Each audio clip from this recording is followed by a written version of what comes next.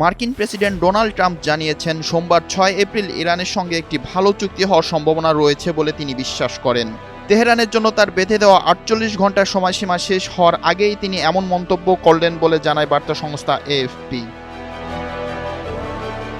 এর আগে সোমবারের মধ্যে হরমুজ প্রণালী পুনরায় উন্মুক্ত না করলে ইরানকে ভয়াবহ বোমা বর্ষণের মুখোমুখি হতে হবে এবং তাদের উপর নরক নেমে আসবে বলে হুঁশিয়ারি দিয়েছিলেন প্রেসিডেন্ট ডোনাল্ড ট্রাম্প।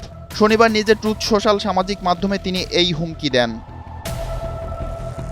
তবে তেহরান এই হুমকিকে অসহায় ও স্নায়ুচাপগ্রস্ত বলে প্রত্যাখ্যান করেছে, যা দুই দেশের মধ্যে উত্তেজনা আরও বাড়িয়ে তুলেছে।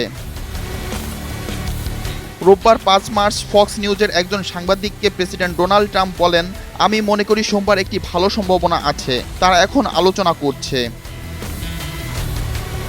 ডোনাল্ড ট্রাম্প আরও বলেন, যদি তারা দ্রুত কোনো চুক্তিতে না আসে তবে সবকিছু উড়িয়ে দেওয়ার এবং ইরানের তেল দখল করে নেওয়ার কথা বিবেচনা করছি। বিপ্লব শেখ, এনটিভি অনলাইন।